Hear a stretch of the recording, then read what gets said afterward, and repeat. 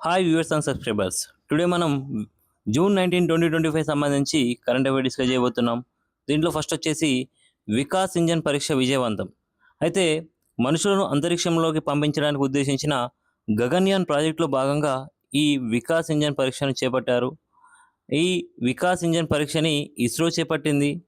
ఎక్కడ చేపట్టింది అంటే తమిళనాడులోని మహేంద్రగిరి ఇస్రో కేంద్రంలో ఈ పరీక్ష నిర్వహించారు. నెక్స్ట్ చూసుకుంటే మనకి ప్రపంచ పారా అథ్లెటిక్స్ ఛాంపియన్షిప్ బ్రాండ్ అంబాసిడర్గా నియమితులైన కంగనా రనౌత్. అయితే ఈమె ప్రముఖ నటి, అలాగే పార్లమెంట్ సభ్యురాలు కూడా. ఈమె ప్రపంచ పారా అథ్లెటిక్స్ ఛాంపియన్షిప్ బ్రాండ్ అంబాసిడర్గా నియమితులయ్యారు.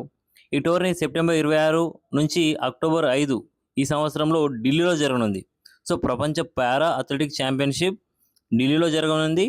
దీని బ్రాండ్ అంబాసిడర్ వచ్చేసి కంగనా రనౌత్ గారు. నెక్స్ట్ చూసుకుంటే మనకి ఇండోనేషియాలో ఒక అగ్నికర పర్వతం వచ్చేసి విస్ఫోటనం చెందింది. అయితే తూర్పు ఇండోనేషియాలోని లెవోటోబి లకీ లకీ అనే అగ్నిపర్వతం ఇది ఎరప్ట్ అయింది. అయితే ఇది ఇదివరకు ఈ ఏడాది మార్చిలో కూడా ఇది విస్ఫోటనం చెందిందన్నమాట. సో ఈసారే కాదు, మార్చిలో కూడా ఇది విస్ఫోటనం చెందింది.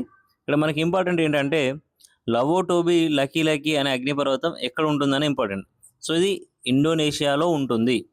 నెక్స్ట్ చూసుకుంటే మనకి ఇదే కంటిన్యూషన్లో ప్రస్తుత ఆర్థిక సంవత్సరం, సో ఈ ఫైనాన్షియల్ 2025-26 సంబంధించి భారత వృద్ధి రేటును ఇక్కడ అంచనా వేసింది. అయితే ఎంత ఉంటుందని అంచనా వేసింది అంటే 6.2%గా ఉంటుందని అంచనా వేసింది. అయితే మనకు తెలుసు 2024-25 ఆర్థిక సంవత్సరంలో మన దేశ జీడిపి వృద్ధి రేటు 6.5% నమోదైంది. అదేవిధంగా మనకి ఇక్రా సంస్థ 2025-26 అంటే ప్రజెంట్ ఆర్థిక సంవత్సరం సంబంధించి ద్రవ్యలోటు ఇది 4.4% ఉంటుందని, అలాగే కరెంట్ అకౌంట్ డిఫిషిట్ తెలుగులో కరెంట్ ఖాతా లోటు ఇది 1.2% ఉంటుందని ఇక్రా సంస్థ అంచనా వేసింది.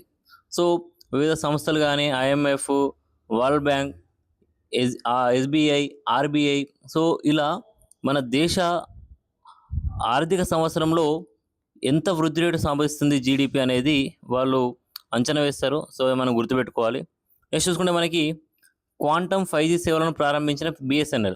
సో దేశంలోని తొలిసారి క్వాంటమ్ 5G టెక్నాలజీలో సిమ్ లేకుండానే వైర్లెస్ ఇంటర్నెట్ సర్వీసెస్ని BSNL ప్రారంభించింది. ఈ సేవలను BSNL CMD రాబర్ట్ జే రవి హైదరాబాద్లో ప్రారంభించారు. ఇది ఇంపార్టెంట్. సో ఈయన హైదరాబాద్లో ప్రారంభించారు.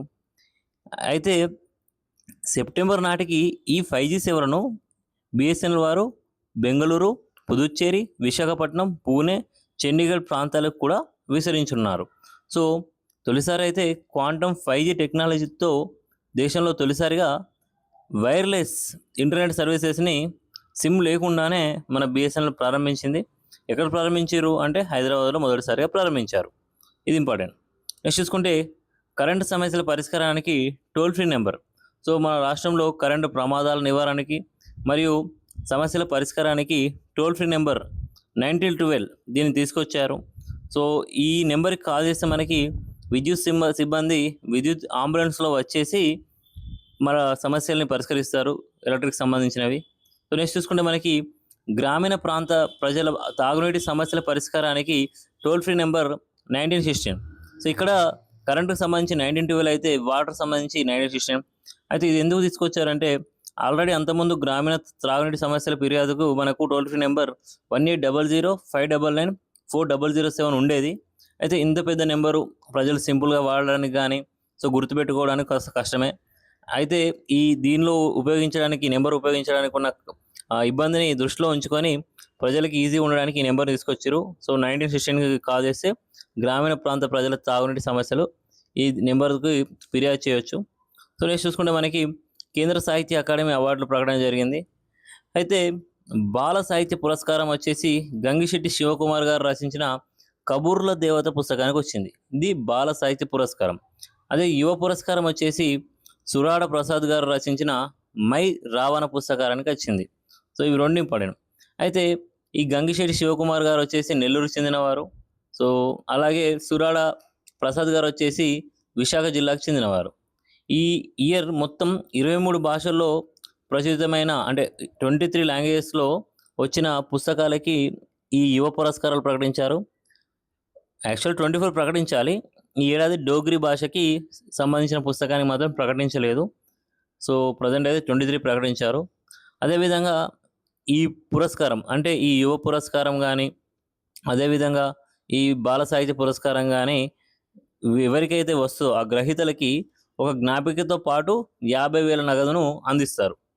నెక్స్ట్ చూసుకుంటే మనకి కంటిన్యూషన్‌లో Skytrax world airport award 2025. So, ఇది స్కై ట్రాక్స్ అనేది బెస్ట్ ఎయిర్‌పోర్ట్స్ ఏంటి అని చెప్పేసి ఒక రిపోర్ట్ ఇస్తది. ఆ రిపోర్ట్‌లో భాగంగా టాప్ ఎయిర్‌పోర్ట్స్ వచ్చేసి ఫస్ట్ సింగపూర్. ఇది ఓవరాల్‌గా 13థ్ టైమ్ టాప్‌లో రావడం. తర్వాత హమ్మద్ ఇంటర్నేషనల్ ఎయిర్‌పోర్ట్ ఇది ఖతార్‌లో ఉంటుంది. అలాగే టోక్యో ఇంటర్నేషనల్ ఎయిర్‌పోర్ట్ జపాన్ సంబంధించిందనమాట. సో, ఇవి టాప్ 3 బెస్ట్ ఎయిర్‌పోర్ట్స్ అన్నమాట. దీని ప్రకారం స్కై ట్రాక్స్ దీని రిపోర్ట్ ప్రకారం అన్నమాట. నెక్స్ట్ చూసుకుంటే మనకి FIFA women's football world cup 2035. So, 2035 వచ్చేసి యునైటెడ్ కింగ్డమ్‌లో జరగనుంది. సో, జనరల్‌గా మనము కొంతమంది కన్‌ఫ్యూజ్ అయితా ఉంటాం. ఇంగ్లాండ్ అన్నా, యూకే అన్నా ఒకటే అని. కాదు. ఇంగ్లాండ్ వేరు, యూకే వేరు. సో, యూకే అంటే ఏంటంటే ఇంగ్లాండు, స్కాట్లాండు, వేల్సు, అలాగే నార్త్ ఐర్లాండ్. ఇవి 4 కలిసే మనం యునైటెడ్ కింగ్డమ్‌గా పిలుస్తాం. సో, దీంట్లో ఓన్లీ ఇంగ్లాండ్ ఉంటే అది ఇంగ్లాండ్. ఇవి 4 కలిస్తే మనకి యునైటెడ్ కింగ్డమ్‌గా మారుతుందన్నమాట. అది గుర్తుపెట్టుకోవాలి. నెక్స్ట్ చూసుకుంటే మనకి స్లోవేకియాలోని విశ్వవిద్యాలయం నుంచి గౌరవ డాక్టరేట్‌ని మన భారత రాష్ట్రపతి గారు పొందారు. అయితే స్లోవేకియాలోని కాన్స్టాంటైన్ ది ఫిలాసఫర్ విశ్వవిద్యాలయం ఈ విశ్వవిద్యాలయం మన భారత రాష్ట్రపతి గారికి గౌరవ డాక్టరేట్‌ని అందించింది. సో, అదన్నమాట.